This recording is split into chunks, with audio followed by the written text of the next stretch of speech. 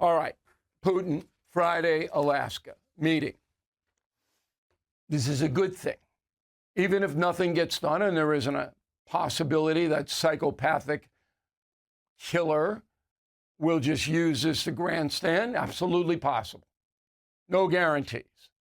But to get him into a meeting was something the Democrats weren't close to doing for 4 years. The EU couldn't do it. The Pope couldn't do it. And the Pope tried. Nobody could do it. And millions of people have been killed, wounded, or displaced. Trump did it. Okay? We all have that simple equation. All right. We don't have any details yet. The Trump advance team is in Alaska. I assume it's Anchorage, but I don't know. There's a big Air Force base out there, probably because of security where it's going to be. No, Putin's not going to be arrested on an international warrant. You know, I get plenty of letters on that. He's going to go. Trump and him will speak. We don't believe Zelensky will be there. Should he be there? Yes. But we have to live in the real world. There are conditions for bad Vlad to go anywhere. It would be better if Zelensky were there, but you can't force it. No one can do that. The EU, 27 countries. Can we have all 27 there? No. So there, I'm sorry, EU. I'm sure you'll be briefed. But this is one-on-one to try to get this horrible war tamped down. Okay. So enter the dishonest, irresponsible American press, which has destroyed itself. They've gotten karma. They're done. All of them are. Okay? CNN won't learn a lesson no matter how badly the ratings are. And they can't get any lower. They literally cannot go any lower. They booked John Bolton, former Trump national security advisor, who was fired by the president for being too bellicose. He wanted to attack and fight everybody, Bolton. Okay? Since that time, Bolton hates Trump. But CNN knows that, books him anyway. Roll the tape. Well, it's very gracious of Putin to come to former Russian America for this summit. This is not quite as bad as Trump inviting the Taliban to Camp David to talk about the peace negotiations in Afghanistan, but it certainly reminds one of that. The only better place for Putin than Alaska would be if the summit were being held in Moscow. So the initial setup, I think, is a great victory for Putin. He's a rogue leader of a pariah state, and he's going to be welcomed into the United States. All right, so that moron, and he is genuinely a moron, a self-serving moron, has no solution to this war at all. None. Zero. My staff, I told them, research that Bolton has ever put forth any solution at any time, and the answer is no, he has not. He's a gall to get on there. And that Caitlin woman, who I used to like, sits there like a mummy and doesn't say, well, what's your solution, Ambassador? Because she doesn't want to hear that. She just wants to bash Trump. That's it. What a waste of time. What corruption. I'll go up against Bolton. Hey, Ambassador, you're invited on anytime. Anytime. Me and you. You want to go? We'll go. Okay. So it's so staggering when you listen to this. Like, oh, you're welcoming him to American soil. Trump wants a meeting with the man. I don't care where it is. Do you care where it is? Do you? When thousands of people a day, including women and children, are being slaughtered, do you care where that meeting is? How about the Democratic Party? They have any solutions to Ukraine? I don't believe they did. Okay? Biden sent over, I'll after I run the soundbite, I'll get the exact figure. But Putin wouldn't even take his calls. Okay? Meeting, forget it. Wouldn't get on the phone with him. So now the Democratic Party, of course, trying to undermine Trump. Here's Senator Kelly from Arizona. Go. I hope we got something out of this. Putin is a war criminal. This is not a show of strength to allow him to fly into the United States, to land here to negotiate with our president. I don't know for certain. I don't know what was the ground rules that were set for this negotiation, but I would expect that this administration should have extracted something for this visit. Extracted? Extracted? Your party under Biden sent $200 billion American dollars, $200 billion to Ukraine to defend themselves. Weren't even close to getting any kind of negotiation. Extracted?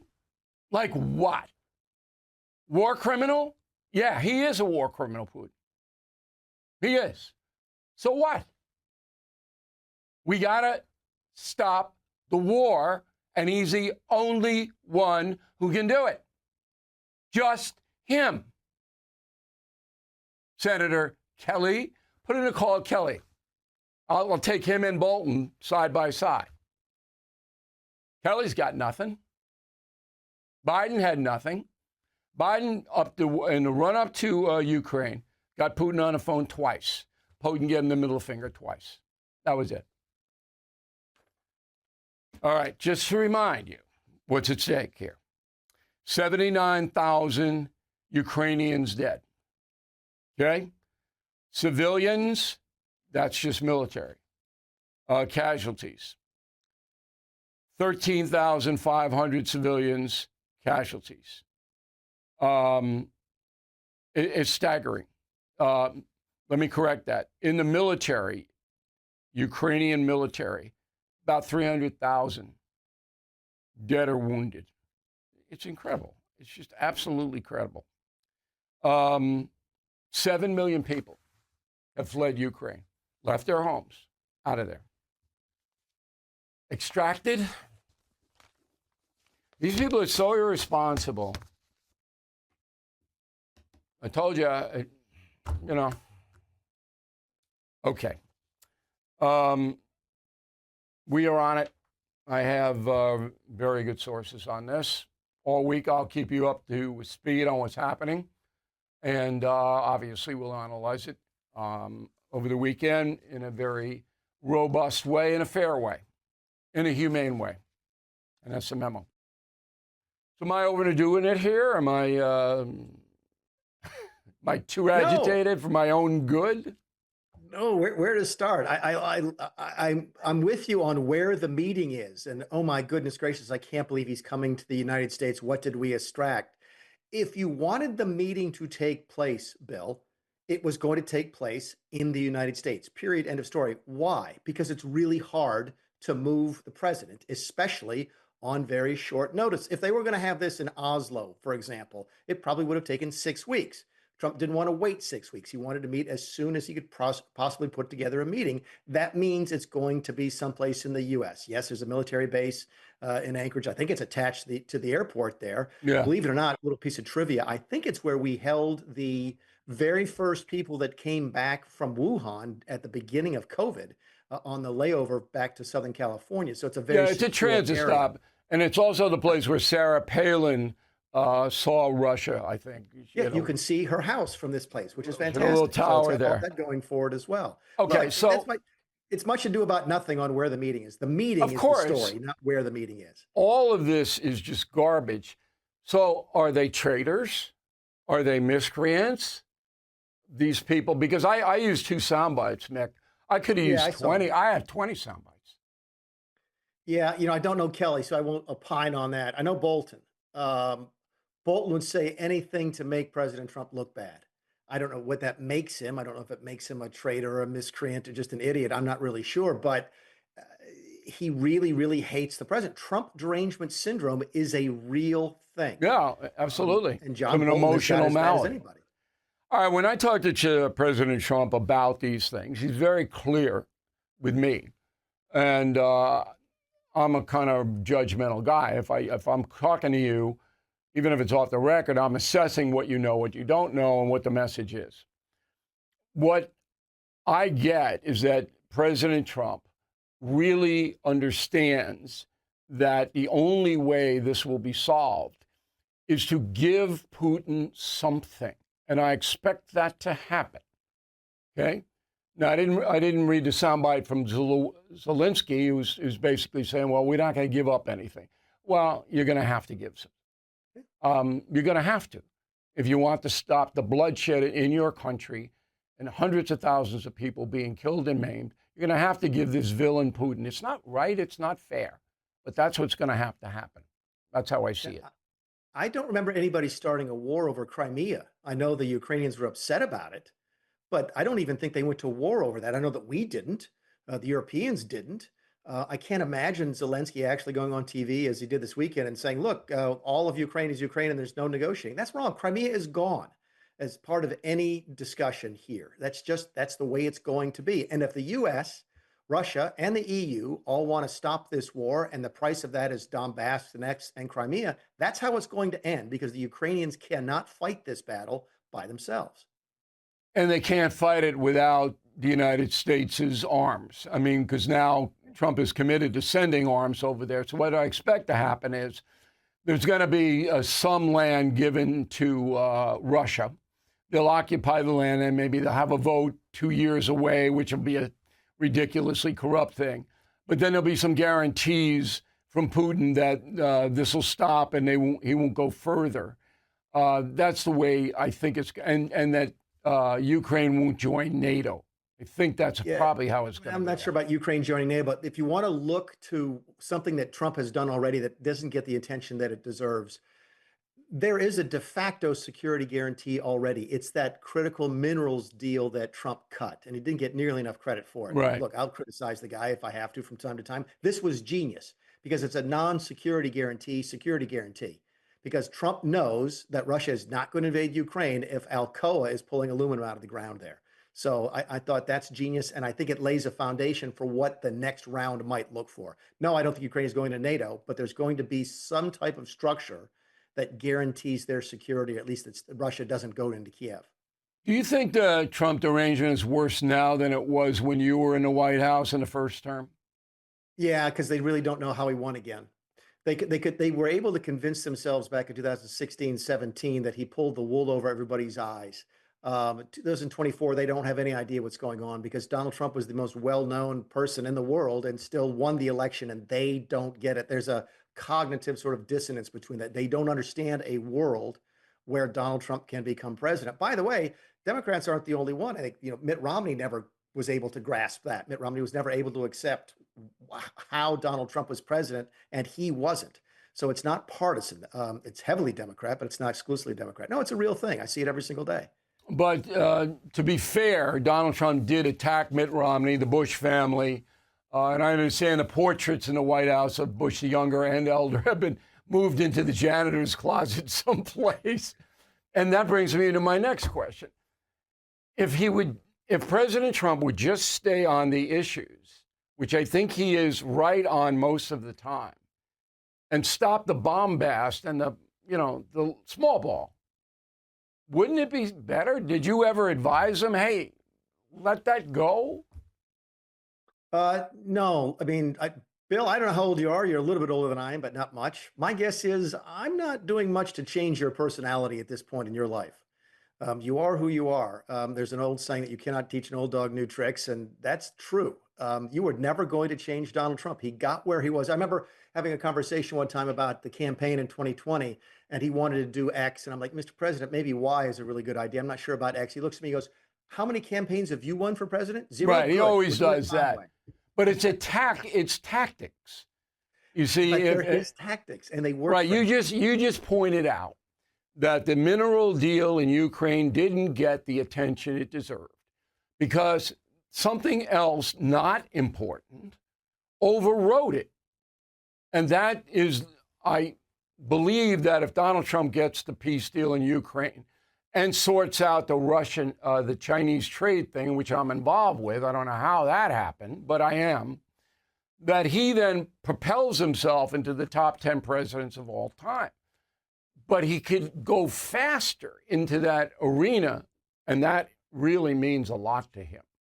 If he would just stop some of the bombastic stuff that doesn't matter. Am I wrong? You know what? Look, we're having a discussion about style, and I get it. A lot of folks don't like his style. His style works for him, and he may listen to you because you've achieved a tremendous amount in your life and you're very successful. So he might listen to you, but he's not going to listen to very many people when it comes to changing his style. It's worked for him. He's been elected the president, twice. He thinks 3 times. So I don't think he's going to change.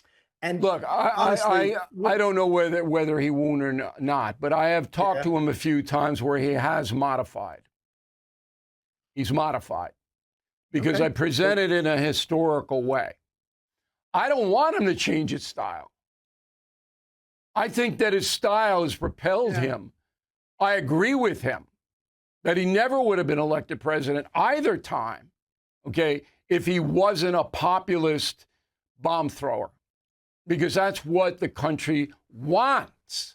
They're tired of the Kellys and the Boltons and the guys who have no solutions to anything, just undermining and undercutting for partisan reasons. They hate that. And that's why Trump is successful, because he isn't a BSer, I would never tell him to change. I think he's wise in presenting himself in a flamboyant way. There are things he chooses to overlook. He overlooks a lot about Putin. When you read, and I'll send you my new book after this conversation, Confronting Evil, Putin's evil. But in order to get a deal, Trump's got to overlook it. He's got to overlook China, the worst police state in history. He's got to overlook it if he wants the best for America, right? Bill, I look at this as probably the single most significant couple of days in his 2 terms so far, and maybe the most significant in his terms when he's finished. He's done a masterful job. He knows how to play Macron. He knows how to play Keir Starmer. He knows how to play Washington, D.C. He's better at all of those folks when it comes to negotiating. I don't think he's figured out Putin yet. I think he really got elected going into office thinking Zelensky was the primary impediment to peace. Now I think he knows it's Vladimir Putin. I think he believes that Vladimir Putin doesn't necessarily want this war to end. He thought that he did, and he doesn't know how to deal with it. This is the biggest challenge I think he's going to face. And if he does it successfully and manages to negotiate an end to this war, I think you're absolutely right. It rockets him up the list of successes. How could it not? With the accomplishments that you go, put the style away. You don't get style points for being president. You get results points. Yeah, you don't get results points from the not from the American media. Somebody else. You're never going to get results points from the American media, not Trump.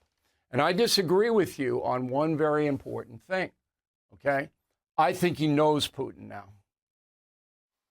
I think you're right. He thought he could reason with Vlad because he did the first term, right? You were there. Yeah. He reasoned with Putin. Putin didn't do anything like he did under Biden. But I think that Trump now understands Putin not as well as I do, because I've spent a lot of time on this guy. Wait till you see what we came up with. But the only way to deal with Putin is through strength. And what Trump is likely to say to him in private, remember, this is not all going to be public, because Putin speaks English to Trump in private. He's going to say, look, Vlad, we'll get your deal here. You're not going to look like a schmuck. You'll get your little Donbass or whatever you want. But if you don't, I'm going to break you. I'm going to crush you. He's going to say that to him. Last word. And here's my question. And this is I think this is the seminal issue of this. Does he have the credibility?